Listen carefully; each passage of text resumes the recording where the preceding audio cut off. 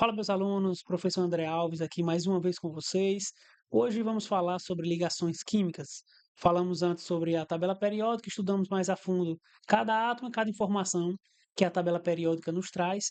E agora nós vamos, a partir dessas informações, entender as ligações químicas. Então fica comigo nesse vídeo e antes de mais nada eu peço a vocês que, você que ainda não se inscreve em nosso canal, clica aí no sininho, se inscreve no nosso canal, dá uma curtida no vídeo, compartilha entre seus amigos da escola, da universidade, de onde você esteja, e ajuda-nos a continuar com esse projeto aqui, trazendo a sequência de todas as aulas de químicas para vocês, certo? Então vamos, sem muita conversa, vamos entrar no assunto que é o importante para nós, certo? Vamos lá.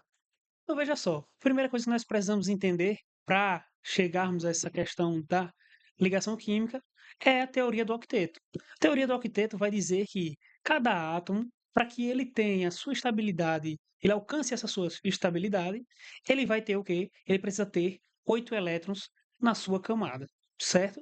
Mas de que forma eles conseguem fazer isso? Então, através dessas ligações químicas, ele pode alcançar aí essa parte teórica de ter esses 8 elétrons compartilhando entre eles, entre esses átomos, ou estando ali ao seu redor. Átomos que já têm esses 8 elétrons, eles são chamados gases nobres. Os gases nobres que estão lá no final do lado direito da tabela periódica, todo aquele grupo, eles já estão ali completos com seus 8 elétrons. E por isso, eles não têm essa tendência de fazer ligações, certo? Essa é uma particularidade dos gases nobres. Uma exceção do gás nobre é o gás hélio, que ele se estabiliza com 2 elétrons, por ser uma molécula, um átomo bem menor, certo? Então, dessa forma, os outros átomos, cada um vai ter o quê? Uma quantidade de elétrons na sua camada de valência. Isso a gente viu na aula lá de tabela periódica, quando a gente entende ali o seu número atômico, que vai gerar a quantidade de elétrons que tem. Através da distribuição de Linus-Pauling, a gente consegue encontrar ali quantos elétrons vai ter na camada de valência de cada átomo, certo? E essa quantidade de elétrons vai nos mostrar aqui informações agora sobre as ligações químicas. Nessa quantidade de elétrons que tem na sua camada de valência, ele vai nos dizer também a preferência desse átomo em doar ou receber elétrons. Se ele vai preferir fazer essa doação de elétrons ou se ele vai preferir receber esse elétron para a sua camada ficar completa. E aqui nós temos um exemplo claro. Aqui no Na, o sódio, ele tem aqui, olha a distribuição eletrônica dele. Um S2, 2S2, 2P6, e aí a gente sabe aqui que a parte mais energética, parte lá mais externa aqui, é a 3S1. Então ele tem o quê? Um elétron aqui na sua camada de valência. Então veja, o cloro, ele vai ter aqui um S2, 2S2, 2P6, 3S2, 3P5. Logo, ele vai ter aqui o quê? 7 elétrons na sua camada de valência, na sua órbita mais energética, certo? Então, se esse aqui tem 7, nós precisamos da regra do octeto, nós vamos precisar de 8 para ficar estável. No caso do sódio, do Na, ele tem apenas um. O que é que vai ser, ele vai tender a fazer? Ele vai tender a doar esse elétron que ele tem sozinho. E aí, ele perdendo esse elétron, ele fica estável com a sua camada anterior completa aqui, que no caso é 2s, 2p, ó. Então ele vai ficar com essa camada aqui, com esses 8 elétrons bem conservados. Já no cloro, ele tem 7, ele vai ter uma preferência de perder, de ganhar, de receber mais um elétron para completar aqui e ficar com 8. Então, nenhuma ligação entre esses dois átomos aqui, esse aqui vai doar esse elétron para o cloro, certo? Para que ele tenha aqui agora mais um elétron, fechando a sua camada de valência aqui com 8 elétrons, alcançando aí a regra do octeto, deixando ele com 8 elétrons e ficando estável. Ok? Até aqui? Então vamos lá. E aí nós entramos nas ligações químicas, que nós temos 3 tipos de ligações. Nós temos a ligação iônica, a ligação covalente e a metálica. Falando primeiro da ligação iônica, ela vai ser uma ligação onde vai ocorrer uma atração eletrostática entre as cargas. Então, o que acontece? O sódio aqui, ó, como ele doa um elétron, ele fica com uma carga positiva, porque ele doou aquele elétron. E aí o cloro, ele receber um elétron, ele vai ficar com a carga negativa. Através dessas atração eletrostática entre as cargas, eles vão fazer uma ligação entre íons. O íon Na+, o íon cloro menos, certo? Então, por isso, na ligação iônica, por atração eletrostática, eles vão se unir aqui e vão fazer essa ligação entre as suas nuvens eletrônicas. Geralmente, de forma geral, a ligação iônica ela acontece entre um metal e um ametal. E por que isso? Veja que o ametal são aqueles que estão do lado direito da tabela periódica. Estão lá mais para o lado direito. Quem está mais para o lado direito, ele vai ter uma maior eletronegatividade, certo? Já o metal, ele vai estar do lado esquerdo, mais para o lado esquerdo. Então, o pessoal aqui do grupo 1, do grupo 2, vai estar mais para lá. Então, o sódio aqui, que está lá no grupo 1, e o cloro, que está lá nos halogênios, lá para o lado direito. Então, por isso que vai acontecer essa ligação. Quem está do lado mais esquerdo da tabela periódica, entre os metais, eles vão ter essa preferência. Por quê? Porque eles têm o elétron aqui, poucos elétrons, e fica mais fácil ele perder do que ganhar. Então, ele vai ter essa preferência em doar os elétrons. E o cloro, já que está mais eletronegativo, ele tem essa necessidade de receber, de puxar esses elétrons para a sua camada, para que ele fique com a regra do octeto completa, fazendo aqui um complemento e ficando mais estável, recebendo esses elétrons. Outro que pode fazer de forma geral aqui, o metal com hidrogênio, que o hidrogênio tende a receber esse elétron para que ele fique estável. Já que o gás hélio ele fica estável com 2 elétrons, o hidrogênio, por ser uma molécula menor antes, né? O hélio ele tem 2 elétrons, o hidrogênio ele vai ter um elétron. Então, a sua estabilidade é elevada em relação ao gás hélio, que é o gás nobre mais próximo, certo, da sua quantidade de elétrons. Então, ele vai receber, ter essa tendência em receber o elétron do metal, certo, Na, para que ele fique ali com essa ligação estável com 2 elétrons também. Então, por isso que pode acontecer aqui a ligação iônica entre metal e hidrogênio. Tranquilo até aqui, né? Vamos lá para a ligação covalente, é uma ligação que acontece muito e que pode mais cair em questões, porque aqui a gente começa a entender várias formas de que acontecem a maioria das ligações. Então, essa ligação acontece através de compartilhamento de elétrons. Como assim? Veja, eu tenho o hidrogênio, que ele tem um elétron em sua camada. O cloro, ele vai ter 7 elétrons, como a gente viu anteriormente, certo? Ele vai ter lá 7 elétrons na sua camada de valência. O que é que vai acontecer? Olha, para atingir a regra do octeto, esse hidrogênio ele vai emprestar esse seu elétron para o cloro. Nessa forma, ele empresta, mas que ele também não perca.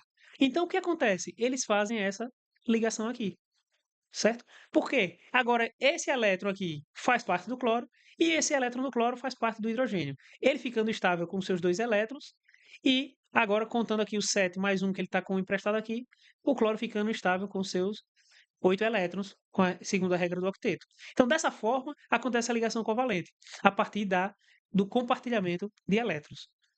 Outro caso aqui que acontece é, olha, nós temos o oxigênio com o carbono, o CO2 aqui, ó. O carbono, ele tem 4 hidrogênios, 4 elétrons na sua camada de valência. O oxigênio, ele tem 6. Coloca o outro oxigênio aqui, ele tem 6. O que é que eles vão fazer? Olha só, ó. Ele faz primeiro essa ligação aqui, ainda não atingimos a regra do octeto. Esse tinha 6, agora ele pegou emprestado 7. Esse tinha 4, pegou emprestado 5. Então ele faz a próxima ligação aqui, olha. Estão fazendo aqui uma ligação dupla, certo? Uma ligação dupla. E aí ele fica 6, agora esse daqui está com 8 elétrons, estável, não vai fazer mais ligações, mas o carbono ainda só fez 4 que ele tem, mais os 2 que ele pegou emprestado aqui, ele tem 6. Então ele vem e faz as outras 2 ligações aqui com o outro oxigênio, formando aqui o CO2 e agora todos eles ficando com os seus 8 elétrons aqui da teoria do octeto, certo? Ficando estável. Então essa ligação acontece a partir do compartilhamento de elétrons. Por último, a ligação N-N. O que acontece? Ele vai aqui, olha, ele tem 5 elétrons, 2 mais 3, 5 elétrons na sua camada de valência, e ele vai fazer 3 ligações aqui entre eles. Compartilhando vai ficar o quê? 5 que ele tinha, mais 3 do outro que ele pegou emprestado, fazendo 8 ligações e ficando estável. A mesma coisa acontece com o outro, certo? Então aqui vai ser o N tripla N. Então nós temos aqui a forma de ligações simples, duplas e a ligação tripla, certo? Aqui eu trouxe aqui só uma visualização de formas que a gente de estruturas que podem cair. Então, quando uma questão pede a estrutura em forma de Lewis, a gente precisa identificar os elétrons com esses pontinhos aqui. Essa seria a estrutura de Lewis representando a ligação covalente. A fórmula estrutural plana seria você usar e fazer essa ligação aqui, ó, que eles fazem, demonstrado com um traço, certo? Para identificar a ligação. E a fórmula molecular a gente escreve sem demonstração nenhuma, já sabendo que aqui é uma ligação, só escrevendo a sigla dos átomos. Tranquilo, ligação covalente bem tranquila, mas uma que cai muito em questões e que a maioria das ligações acabam fazendo, certo? Uma outra ligação é a ligação covalente da ativa. Hoje ela não é tão falada dessa forma. Por quê? Acabou que e chegou em um acordo em que ela será reconhecida como uma ligação covalente normal. Então, a partir que sempre que acontece uma ligação covalente ativa ou coordenada, nós identificamos e damos a ela a nomenclatura de ligação covalente mesmo, certo? Ligação covalente normal. Mas é bom vocês saberem porque podem questões ainda trazer essas informações falando dessa ligação covalente ativa, que é isso aqui que acontece. Veja em uma ligação aqui, olha, em um átomo como esse. O átomo do enxofre tem 6 elétrons na sua camada de valência, o oxigênio também tem 6. O que acontece? Eles vão compartilhar aqui elétrons. O que aconteceu? Esse já ficou com seus 8 elétrons e esse também já ficou com seus 8 elétrons. Ele não ia ter uma preferência mais em fazer elétrons, certo? Porque eles já estão aqui com a sua regra do octeto completa, estável. Mas o que acontece? Esse outro oxigênio que precisa fazer uma ligação aqui entre eles, ele ainda está com espaço aqui, ele tem 6 elétrons, ele precisa de 2. O que é que vai acontecer? Esse enxofre vai pegar esses dois elétrons e compartilhar diretamente com o oxigênio. E aí eles vão fazer essa ligação com os 2 elétrons emprestados totalmente aqui do enxofre. Então nós representamos essa ligação como uma seta. Então veja aqui como é essa ligação, olha. É o S dupla O, S dupla O, ficou feio aqui. S dupla O e uma setinha para mostrar que os outros 2 elétrons dele aqui foi emprestado totalmente para que o oxigênio alcançasse também a sua estabilidade, certo? Então nós acabamos representando com uma seta aqui na ligação covalente dativa. Então, quando você vê uma questão, uma setinha assim fazendo ligação, nós sabemos que esse átomo aqui que está fazendo no início da seta, ele que está fazendo o empréstimo aí total dos elétrons para a ligação. Ok? Essa é a ligação covalente dativa, que hoje considerada apenas ligação covalente. E a ligação metálica? A ligação metálica ela vai acontecer de uma forma em que, olha, os metais, certo? Então, nós temos aqui o Na, um metal alcalino. Ele vai fazer o quê? Ele tem aquela preferência de perder os elétrons. A gente viu isso. Ele só tem um elétron na sua camada de valência, ele prefere perder do que receber elétrons. O que é que vai acontecer? Vários átomos desse sódio, eles vão começar a perder seus elétrons, liberar os seus elétrons, porque eles têm essa facilidade. Então, eles vão liberar vários, cada um vai liberar um, formando aqui, olha, um mar de elétrons ao seu redor, certo? Esses sódios, eles vão ficar aqui de formas um pouco em locais diferentes, você vê aqui, e vão formar retículos cristalinos. Como? Veja que todos os elétrons compartilhados por eles vão ficar aqui em um meio, para que a uma distância importante aqui entre eles, que são os vermelhos aqui, o sódio, para que eles não comecem a se repelir, eles vão ter aqui uma parte, a sua estabilidade através desse mar de elétrons inteiro aqui que está no meio. certo? E então eles vão ficar de forma estável ali e criando um retículo cristalino, porque eles vão ficar em locais variados e em locais aleatórios aí, os seus íons Na+, certo? E dessa forma eles vão ficar em uma estrutura ali bem estável. Então é dessa forma que a ligação metálica acontece. Um mar de elétrons, de liberação desses elétrons que foi feita por cada átomo do metal, então ele vai ficar ali todo envolvido por esses elétrons, fazendo uma estabilidade na estrutura. Uma coisa que nós precisamos saber a mais sobre isso são as ligas metálicas. Quando nós falamos em ligas metálicas, é quando, ao invés de ter um átomo apenas, aqui nesse retículo, nós vamos ter mais de um. Nós podemos ter mais de um metal fazendo a composição aqui desse retículo cristalino. Então a gente conhece alguns aqui, olha. O ouro 18 quilates, que o pessoal usa muito, é o ouro em 75% da sua composição, e a prata e cobre dividindo ali os outros 25% da sua estrutura, certo? Então a gente consegue ter uma liga metálica aqui, uma liberação aqui, uma união entre eles, nesse meio, fazendo uma liga metálica, sendo mais de um metal ali reunido em um retículo cristalino. O aço inox, por exemplo, também nós temos aqui o ferro em sua 73 a 79% da sua composição, o crômio entre 14 e 18 e o níquel entre 7 e 9, formando o ácido inox, certo? Então, isso aqui era o que eu queria trazer para vocês hoje. Então, esse é um assunto importante, um assunto em que nós falamos sobre os três tipos de ligações químicas que acontecem, e na aula seguinte nós vamos falar sobre as interações intermoleculares que são aí entre as moléculas, certo? Por enquanto, tudo certo aqui com essa ligação química para vocês. Vou trazer uma aula em breve de questões para que fique bem tranquilo, para que vocês possam também entender em questões como é cobrado esse assunto, certo? Então vamos lá.